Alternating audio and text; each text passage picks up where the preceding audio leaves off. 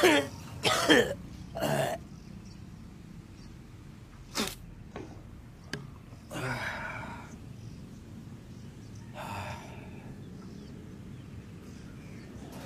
ုကြီး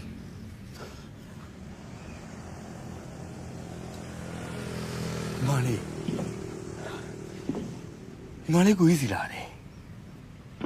ဟဲ့လားဝမ်းသာရတဲ့ညီမလေးရဲ့ညီမလေးထမင်းစားပြီးပြီလားအိုးကိုကြီးတောက်ခုပေးမယ်နိနေကိုကြီးညီမလေးထမင်းစားပေးပြီအဲ့ဒါဆိုရင်အေးတောက်မလားကိုကြီးလမ်းထိပ်မှာတောက်ဝဲလိုက်မယ်ရရဲ့ကိုကြီးညီမလေးမတောက်တော့ညီမလေးကိုကြီးပြောစရာလေးရှိလို့လာတာပြောစရာရှိလို့ဘာများလဲညီမလေးရဲ့ပြောလေညီမလေးချစ်သူကိုမင်းတန်းနဲ့လက်ထပ်တော့မယ်ညီမလေးကလက်ထပ်တော့မယ်ဟဲ့လားအဲ့ဒါကိုကြီးကြောချင်လို့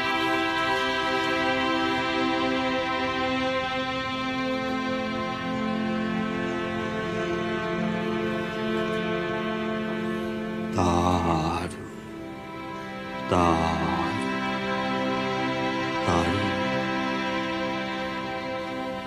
ငါညီမလေးဖုန်ကြည့်ပါစေ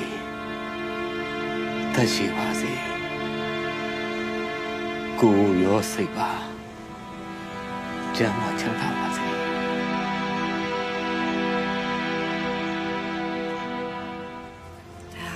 ကိုကြီးညီမလေးကတော့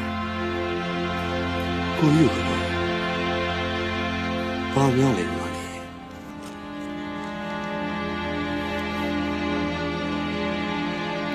ပတ်စံနေပါလားဟုတ်တယ်ကိုကြီးတောင်းချင်တာတုံးဖို့အတွက်ညီမလေးကတော့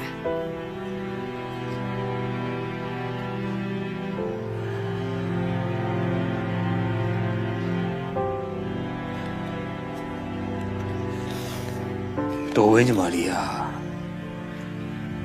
ကိုကြီးမှာဝယ်စားကောင်းကောင်းရှိတာမဟုတ်ဘူး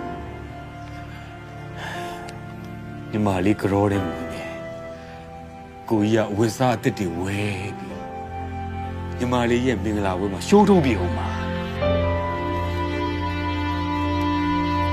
ကိုကြီးကို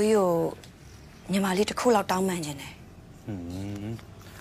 ငါညီမလေးကဘာတောင်းပန်မလို့လဲဘာမှမတောင်းပန်နဲ့နော်တောင်းပန်စရာမလိုပါဘူးကိုကြီးကလေညီမလေးကိုအားလုံးခွင့်လွှတ်ထားပြီးသားဟုတ်ပြီလားတောင်းပန်နဲ့မတောင်းပန်နဲ့ညီမလေးကအဲ့လိုတောင်းပန်ချင်တာမဟုတ်ပါဘူးအဲ့ငွေကိုယူပြီးတော့ညီမလေးရဲ့မင်္ဂလာပွဲကိုမလာဖို့အတွက်တောင်းဆိုချင်လို့ပါ